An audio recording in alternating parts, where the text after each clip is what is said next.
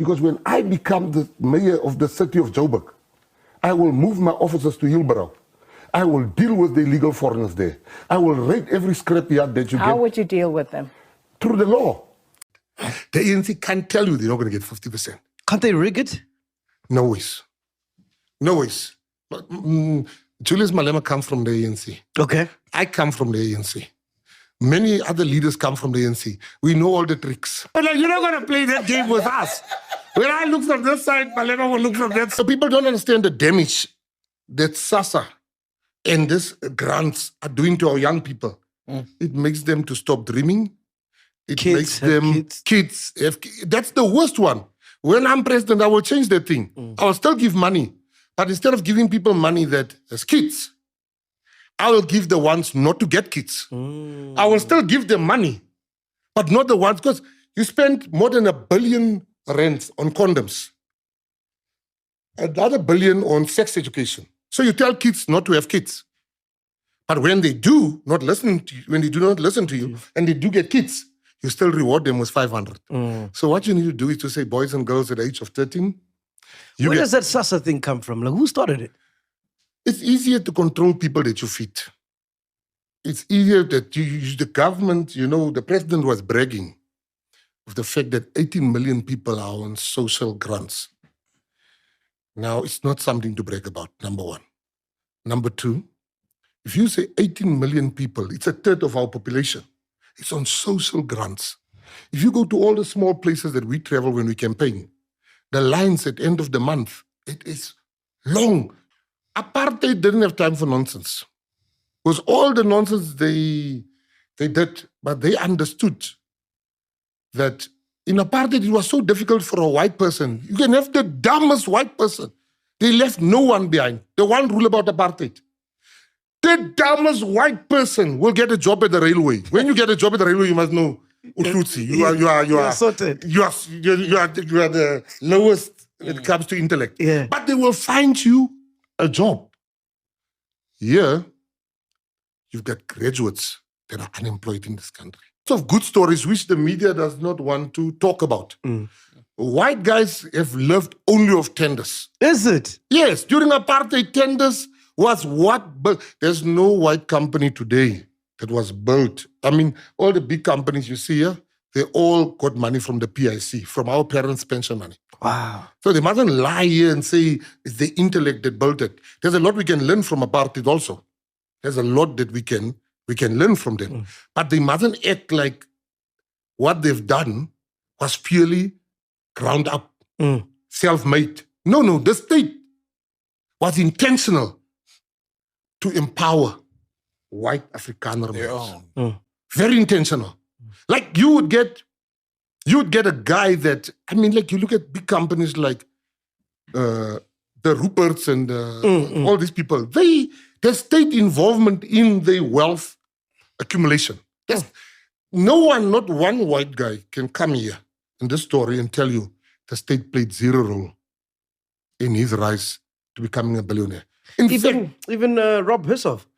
Of course, Rob Hissoff believes in two things which I can never believe in. He believes firstly in Cape Exit, which they want Cape Town to be independent. Oh, yes. Western Cape to be independent. I will never agree to that rubbish. The second one is, he got us funding for 200 million. We looked through the contract, and the first line in the contract made us say, hell no, was we should not compete in the Western Cape. So sometimes our people, when you... What contract is this? They gave a contract. What they've done... for funding. 2 billion rands that business people have raised in this country. Okay. They can... Listen, they can deny this all they like. I have the contract. 2 billion. And they sent Rob to me. Sure. Rob came, he said, Gayton, you're going to get 200 million. The 200 million, what is the do's and don'ts? 100%. One of the things there is the Cape Exit. We should support that. Second thing there, which they were clear about, is you will not compete in the Western Cape. Which means basically protecting the DA. And I said to him, hell no. And we're still friends, we're still brothers. Week after that, I was approached by the Sakakamer. We had dinner in Stellenbosch. And they said, man, please accept this offer And I said, what is your do's and don'ts? And they say, you don't have to, you shouldn't compete in the Western Cape. Yeah, sure. So you denied that contract? You didn't sign? No, we didn't sign the contract because it's 200 million. Jeez. But that 200 million means where we are the strongest as the Patriotic Alliance. I must go back and tell people, you are not going to be part of. The parties that took the money, they must come clean. Yeah. But I'm saying to you, on my life, that offer was not made to the Patriotic Alliance alone. The business, what South Africans must understand, business always had a selfish interest in ruling politics. Always. Oppenheimer and them did it, the apartheid regime. They went in 1976. A group of the most successful business people went to exile to meet with the ANC. They met with Zuma. The head of intelligence even was there. He met with Zuma. He met with Mbeki. They sat down with them and they said, listen, man, apartheid is going to fall. How are we going to work? When he went there, Mbeki can't deny this because there's pictures of that meeting. I asked Zuma personally about the meeting. I asked him and he admitted it to me. Zuma said to me, yeah, there was a meeting. The guys came and whatever. So business always wants to control. And you see, what South Africans must know, So the tide is changing. So what they are doing now, they are coming to South Africa because business are exploiting South Africans. Of course. I said the death penalty should come back. I didn't say the death penalty should come back as your first crime. I believe in rehabilitation. But if you kill 10 people, what more chance do you need? You must die. I'm serving 100 years. You come in. I kill you. I get another 50 years. I already know I'm not going out with my 100. He comes in. I kill 10 people in jail. What do you mean it doesn't solve? While you're isolated from death, while you're isolated from the hurt that we see and people dying, you might think it doesn't solve. I'm speaking to you now, somebody's dying. And when you live amongst death like we do, I'm going to kill them. I'm going to hang them. When they need a job, you go to Cape Town, go to any restaurant in Cape Town, and you will struggle to find a South African. The time has come, my brother, that somebody must stand up for South Africans. Our children are even struggling to go into schools.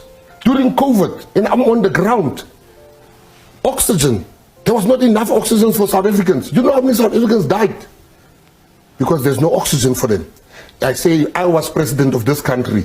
I would have switched off the oxygen of all the foreigners there, and I've put South Africans there and say, you live, you die, because you have a government that you can go to. South Africans have no government. This is their home. Every politician, when you take an oath, you say, I'm here for South Africans. This is absolute nonsense that will stop. This thing where it's unworkable. We know this one is not working, the current thing. How do you know that one is unworkable? Because it's never been tried. Well,